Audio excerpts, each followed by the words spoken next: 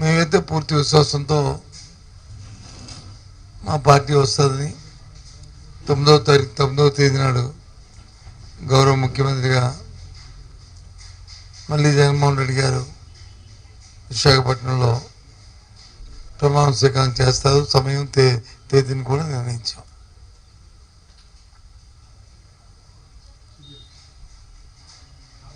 మీరు అడగచ్చు, ఏంటి సార్ అంతా నమ్మకమని.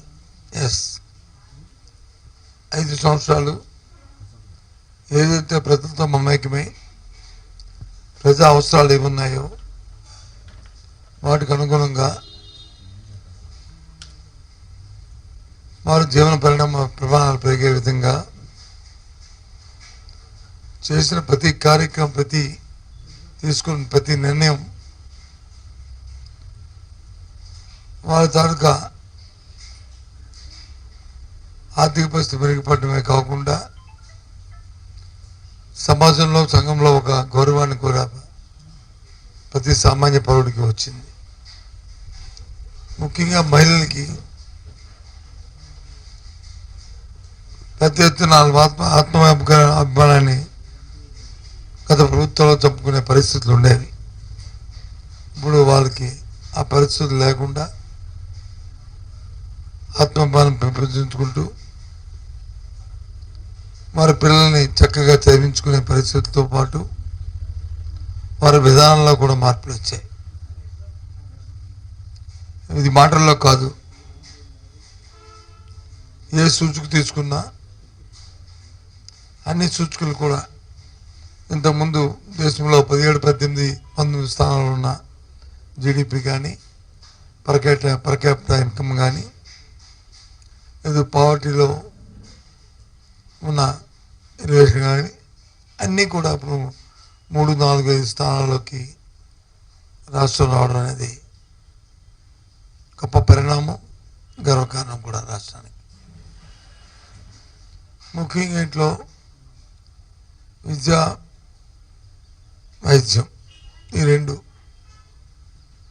ఒక మార్పులు తీసుకొచ్చాం, పెద్ద మార్పులు తీసుకొచ్చాం, విప్లవాత్మకమైన మార్పుల్ని, రిఫార్మ్స్ జరిగినాయి. ఆ రిఫార్మ్స్ మామూలు రిఫార్మ్స్ కాదు, అవి రెవల్యూషనరీ రిఫార్మ్స్ అవి జరుగుతున్నాయి. అవి కొనసాగాలంటే, అలాగే జరుగుతున్న 5 సంవత్సరాల పరిపాలనని చూసి ఈ విధానాలు కొనసాగాలంటే వైఎస్ఆర్సీ పార్టీకి ఓటిమ్మని, జగన్మోహన్ రెడ్డి మళ్ళీ ముఖ్యమంత్రి చేయమని కోరాం. ఇలా కోరిన ప్రస్తుతం ఉన్న ప్రజాస్వామ్యంలో, రాజకీయాల్లో స్వాతంత్రం వచ్చిన తర్వాత మొట్టమొదటి పార్టీ, మొట్టమొదటి వ్యక్తి జగన్మోహన్ రెడ్డి, వైఎస్ఆర్సీ పార్టీ. ఇందులో సందేహం లేదు. ఏ పార్టీ కూడా గత 5 సంవత్సరాలు నా పరిపాలన చూసిన కుటుంబం ఎప్పుడు కూడా ఏ ఒక్కరు కూడా అడగలే. కానీ ఈనాడు మేము అడిగాం, చెప్పాం. ఇకపోతే విజయనగరం జిల్లాలో ఏదైతే గత ఎన్నికల్లో 9 స్థానాలకి 9 స్థానాలు కూడా ఎరస్టోర్ విజయనగరంలో మా పార్టీకి విజయం చేకూర్చారు. మళ్ళీ కూడా అదే విశ్వాసంతో ఈసారి కూడా చూపిస్తారని నమ్మకంతో 5 సంవత్సరాలు ఈ జిల్లాలో ఉన్నా ఈ అవసరం ప్రజలకి అవసరాలు విద్యాపరంగా కానీ, వైద్యపరంగా కానీ, సంక్షేమ కార్యక్రమాల దళాలు లేకుండా, మధ్యవర్తులు లేకుండా, అవినీతి లేకుండా అన్ని కార్యక్రమాలు చేశారు. అదే నమ్మకంతో మళ్ళీ 9 స్థానాలు వస్తాయి.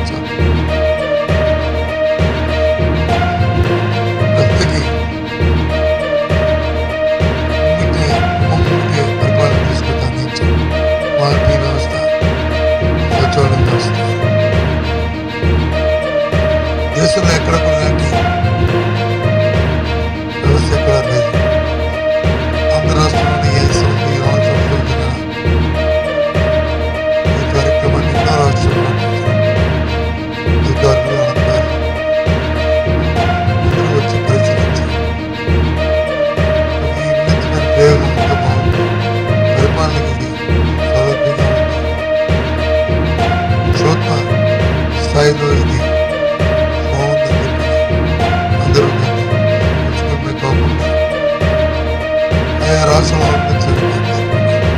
రూపొందిస్తున్న నేపథ్యం. అందుకే పూర్తిగా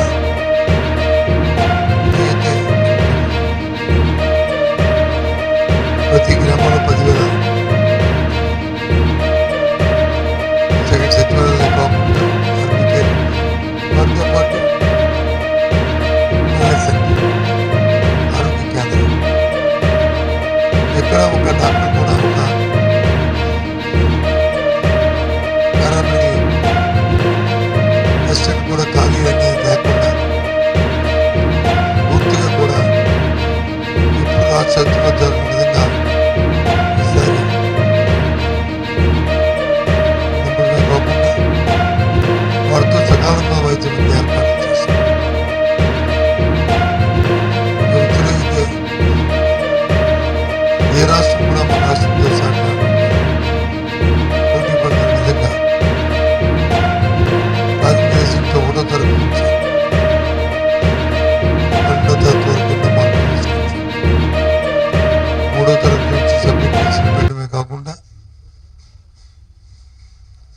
ట్రోఫీల్ని బేసిక్ని 3వ తరగతిలోనే స్పోకెన్ ఇంగ్లీషు, లెర్న్ ఇంగ్లీషు మరి ఆ స్కూల్లో ఏర్పాటు చేయడం, పోటీ పరీక్షలు పెట్టడం, దాంతోపాటు 7, 10 తరగతుల్లో ప్రైమరీ టెస్ట్ కూడా ఏర్పాటు చేయడం, దాంతోపాటు విద్యాకాలం కానీ విద్యా దీవెన కానీ లేదు జగనన్న గోరుముద్దు కానీ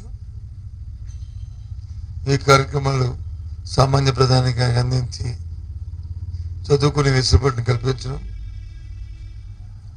1000 స్కూల్లో సిబిఎస్ సిలబస్ని ఒకేసారి రాష్ట్రం హై స్కూల్లో వాటితో అనుసంధానం చేసి మరి ఏర్పాటు చేయడం, దేశమంతా కూడా ప్రపంచమంతా కూడా కంప్యూటరైజేషన్ విధంగా దూసుకుపోతున్న ఈ తరుణంలో ప్రతి క్లాస్ రూమ్లో కూడా స్మార్ట్ టీవీస్, ఇంటరాక్టివ్ ప్యానల్స్ పెట్టి వారికి విద్యాబోధన చేయడం, 8th క్లాస్ నుంచే మా పిల్లలకి ఐప్యాడ్స్ ఇచ్చి అందులో బైజూస్ కంటెంట్ని సిలబస్ నుంచి లోడింగ్ చేసి వాళ్ళు నేర్చుకుని ఏర్పాటు చేయడం, ఇవన్నీ ఇలాంటివి ఎన్నో కార్యక్రమాలు. హైయర్ ఎడ్యుకేషన్లో అయితే డిగ్రీలోనే ఫైనల్ ఇయర్ స్టూడెంట్ ఫైనల్ ఇయర్లో ఇంటర్న్షిప్లో మినిమం 6 నెలలు కంపల్సరీ చేయడం, విదేశీ విద్యకు వచ్చి ఇంతకుముందు అరకొరకు కాకుండా ఫుల్ ఫ్లెడ్జ్డ్గా టాప్ యూనివర్సిటీలో 100 యూనివర్సిటీలో సీట్ వస్తే 1,25,00,000 రూపాయల వరకు అబ్బాయికి ఖర్చు అయితే 1,25,00,000 రూపాయలు కూడా 1,20,00,000 కూడా ప్రభుత్వం వాళ్ళకి రియంబర్స్ చేసే విధంగా విధానం రూపొందించడం ఇస్తున్న నేపథ్యం. అంతేకాకుండా ఎడెక్స్ సంస్థ ఒప్పందం చేసి ప్రపంచంలో ఉన్న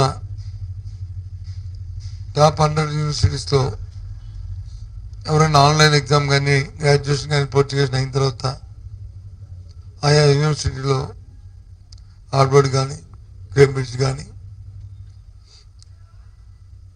లండన్ స్కూల్ ఆఫ్ ఎకనామిక్స్ కానీ ఇలాంటి పెద్ద యూనివర్సిటీలో ఎవరికైనా ఆన్లైన్ కోర్స్ చేస్తారంటే రిజిస్ట్రేషన్ చేసుకుంటే ప్రభుత్వం వాళ్ళ తరఫున ఫీజును కూడా కట్టి 1 పైసా ఖర్చు లేకుండా వాళ్ళకి కోర్స్ కంప్లీట్ చేసి జాయింట్ సర్టిఫికేషన్ ఇవ్వడం,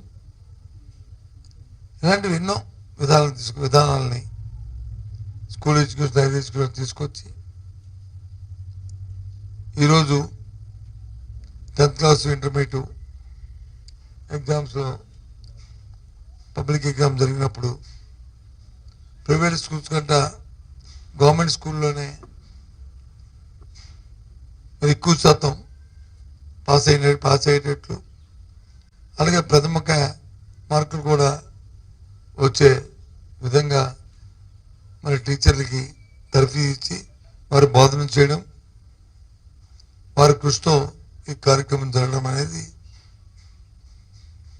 చాలా ఆనందదాయకం. ఇవన్నీ చూసిన తర్వాతే ఇవన్నీ కొనసాగాలంటే మళ్ళీ జగన్మోహన్ ప్రభుత్వం రావాలని ప్రజలను అర్థించాం. ప్రజలకి విషయాన్ని తెలియజేశాం. వారు పూర్తిగా మాపై విశ్వాసం ఉంచారు. పూర్తిగా దీన్ని నమ్మారని ఆశిస్తున్నాం. 4వ తారీఖున లెక్కల్లో ఆ ఫలితాలు వస్తాయి.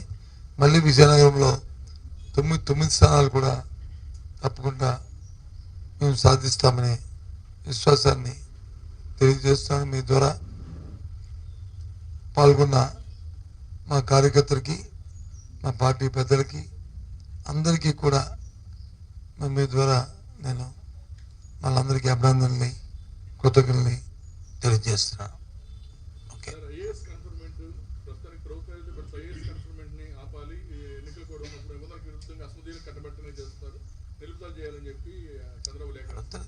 చంద్రబాబు నాయుడు ఎన్నికల ప్రక్రియ స్టార్ట్ అయిన దగ్గర నుంచి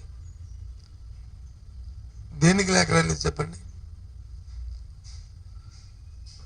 పెన్షన్ 3వ తారీఖున పెన్షన్ ఇస్తే వృద్ధులకి, వికలాంగులకి, తంతులకి, నేత కార్మికులకి, గీత కార్మికులకి ఇస్తే దాన్ని ఇవ్వద్దని లేఖ రాశాడు. సుమారు 30 మంది ప్రాణాలను పొట్టం పెట్టుకున్నాడు. ఆ తర్వాత ఆసరా వచ్చి 72% ఇచ్చిన తర్వాత ఇంక 38%, ఇంకా 28% మిగిలిపోతే అవి చెల్లిస్తుంటే అవి ఇవ్వడానికి వీల్లేదని చెప్పి లేఖ రాశాడు. ఆ 10 రోజులు ఆపారు. ఎన్నికల్లో విమలీకరణ చేశాడు. వాటిని ఇప్పుడు ఇచ్చే పరిస్థితిని తీసుకొచ్చాడు. దాంతోపాటు ఏదైతే చేయూత కార్యక్రమం ఉందో, చేయూత కార్యక్రమంకి ఇస్తామంటే అది ఇవ్వడానికి వీల్లేదు. అందరూ జగన్మోహన్ రెడ్డి కోటు వేసేస్తారని దాని మీద వాళ్ళు పిటిషన్ పెట్టారు. దాన్ని ఆపారు. అది మొన్న అది రిలీజ్ చేశాం. అది అగ్రికల్చర్ ఇన్పుట్ సబ్సిడీ కరువు కాటకు వస్తే ఇచ్చిన సబ్సిడీకి మరి వాళ్ళు వచ్చి దాన్ని ఇవ్వడానికి వీల్లేదని ఆటంకం పెట్టారు. దాన్ని వచ్చి ఇప్పుడు ఎన్నికలైన తర్వాత మొన్న దాన్ని కూడా రిలీజ్ చేస్తాం. విద్యా దీవెనికి ఇస్తామంటే దానికి ఇవ్వడానికి వీల్లేదని అడ్డుపెట్టారు. దాన్ని వచ్చి కూడా ఎన్నికలు ప్రాపి మొన్న దాన్ని కూడా ఇస్తున్నాం. ఇంక ఈబీసీ నేస్తం కూడా ఉంది. అది కూడా రేపు అది కూడా రిలీజ్ చేస్తాం. చంద్రబాబు నైజమే అంతే. పేదవాడికి కానీ సంక్షేమం కానీ రాష్ట్రంలో జరగకూడదు. ఎందుకంటే ఆయన పుస్తకం రాసే మనసులో మాటని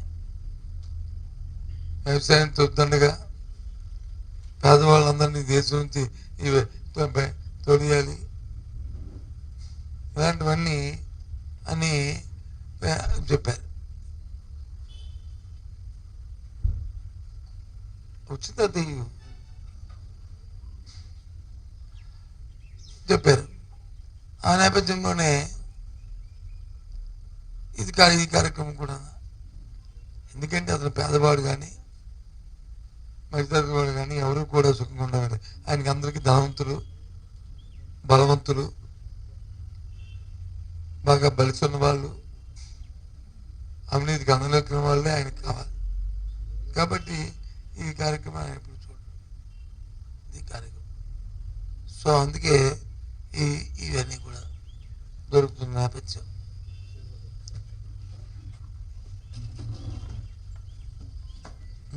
నిర్వాస. సో కాబట్టి ఇవాళ ఏదో ఐఏఎస్ రాశారంటే అదేమి పెద్ద ఇది కాదు. అది ఆయనకి అలవాటు, అదొకటి అలవాట్లో ఆయనకి వ్యసనం. అది ఏదో ఒకటి ఏదో అభివృద్ధి జరుగుతుంటే ఏదో ఒక దాని మీద బురద జల్లడం, దాన్ని భూతత్వంలో పెట్టి అది తప్పు అయినట్టు చూపెట్టడం అనేది నాకు అలవాటు. ఆ నేపథ్యం ఇది కూడా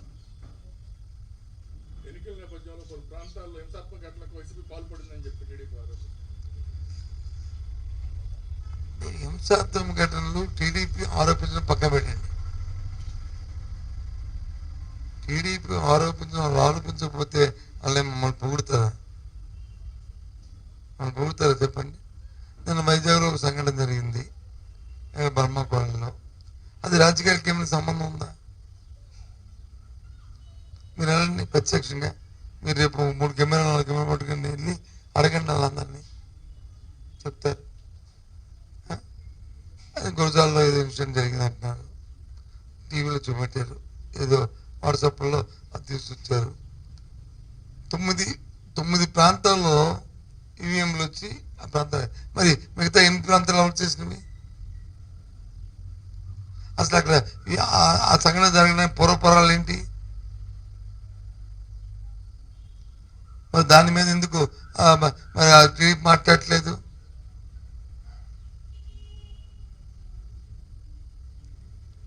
ఏంటి సంఘటన ఆలోచించాలి కదా. కాబట్టి ఇవన్నీ చౌకబారు, ఇది వాళ్ళు ఏంటి ఆక్రోశం అంటాం కదా, కడుపు మంట.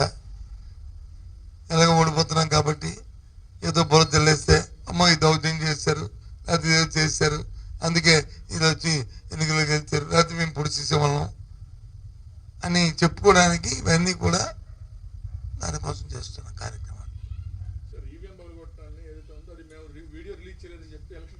సరే, ఎవరు రిలీజ్ చేశారో ఎవరు రిలీజ్ చేశారో పక్కన పెడిస్తే మొత్తం 8 జరిగే ఇన్సిడెంట్లు, 8 ఇన్సిడెంట్లు ఎలక్షన్ కమిషన్ని ఎవరు జరిగింది, ఎవరు జరిపించారు, ఏం జరిగాయి అని చెప్పనండి. లేకపోతే ఏ ప్రాంతాల్లోనైతే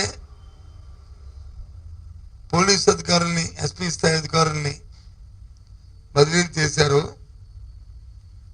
ఎన్నికల నోటిఫికేషన్ వచ్చిన తర్వాత కూటమి నాయకులు Telugu Desam party, Bharatiya Janata party, celebrity party కలిసి పెట్టారు, ఆ ప్రాంతంలోనే జరిగే ఇన్సిడెంట్ అన్ని కూడా ఆ 4 జిల్లాల్లోనే. ఇంకెక్కడ జరిగింది చెప్పండి? మన జిల్లాలో ఎక్కడ జరిగింది చెప్పండి? శ్రీకాకుళం జిల్లా ఎక్కడ జరిగింది చెప్పండి? ఇంకా శ్రీకాకుళం జిల్లాలో తెలుగుదేశం నాయకులే ఆ టెక్కల్లో, ఆ సొంత ఊర్లో వాళ్ళకున్న బలంతో జులంతో ఆడ కార్యకర్త ఏజెంట్ని కొట్టడం, వాడొచ్చి హాస్పిటల్ చనిపోవడం జరిగింది. ఇంకెక్కడేం జరిగిందా ఉత్తరాంధ్రలో? దానికి సమాధానం చెప్తారు. అందుకే నేనేం చెప్తున్నా అంటే, ఎప్పుడు ఇలాంటి సాంప్రదాయాలు లేవు కాబట్టి మన వైజాగ్లో కూడా చెప్పాను, ఎన్నికలు అయిన తర్వాత దయచేసి శాంతియుతంగా అన్ని పార్టీలు కూడా సమయం పాటించాలి. ఆవాకులు చవాకులు ఒకరినొకరు నిందార్పణలు చేసుకోవడం కాకుండా, రేపు ఎన్నికల్లో 4వ తారీఖు ఫలితాలు వస్తాయి, ప్రజలు నిర్ణయించేటప్పుడే. సో కాబట్టి వెయిట్ చేయండి. నాయకులు అందరూ రిలాక్స్ మూడ్లో అందరూ దేశాల్లో విదేశాల్లో తిరుగుతున్నారు. ఒక నాయకుడు అయితే చెప్పలేరు, మా నాయకుడు అయితే తెలుగుదేశం ఇప్పుడు వచ్చి కూడా ఎక్కడున్నాడు తెలియదు, చెప్పకండి వెళ్ళాడు, ఎక్కడున్నా కూడా తెలియదు. వాళ్ళ కొడుకు అయితే ముందే 3 రోజులు ముందే పారిపోయాడు. ఇంకోడైతే ఇంకప్పుడు ఇప్పుడే ఎక్కడికి వెళ్ళాడు ఆయన కూడా తెలియదు. ఎక్కడెందుకు రోజు తిట్టుకొని కొట్టుకొని మరి 2వ స్థాయి నాయకులు 3వ స్థాయి నాయకులు ఎందుకు పడతారు? మీరు సమయం పాటించండి బాబు అని చెప్పాను. ఎందుకంటే రాష్ట్రంలో ఇప్పుడు ఇలాంటి వాతావరణాలు లేవు. దీన్ని కొనసాగించొద్దని నేను కోరాను.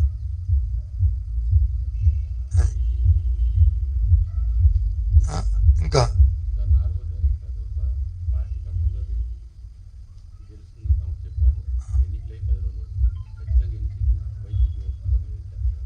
ఎన్ని విజయనగరంలో 99, 175, 175.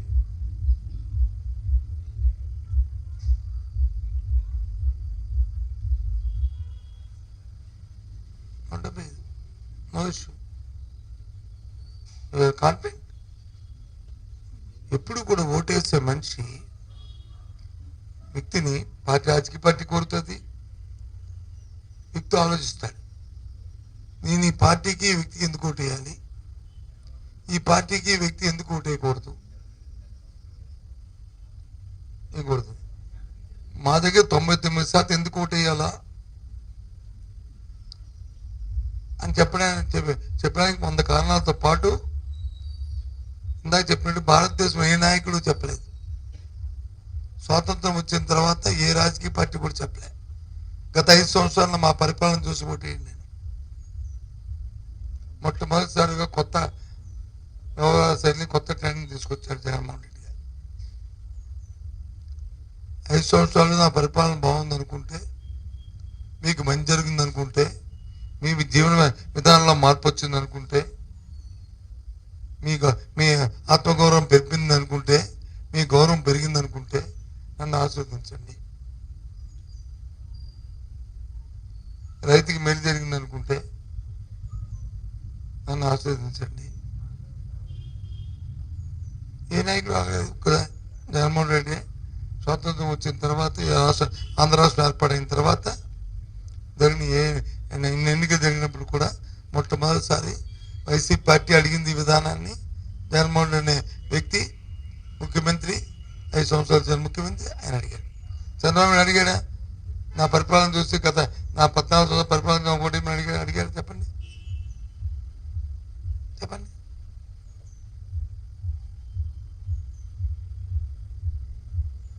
ఇది అంతెందుకు, ఇవాళ దేశం మొత్తం ఎన్నికలు జరుగుతున్నాయి. 2 దఫాలు భారతదేశ ప్రధానిగా మోడీ గెలిచారు. ఈ 2 సంవత్సరాల పరిపాలన ఓటు అడుగుతున్నాడు ఆయన. మళ్ళీ కులాలు, మతాలు,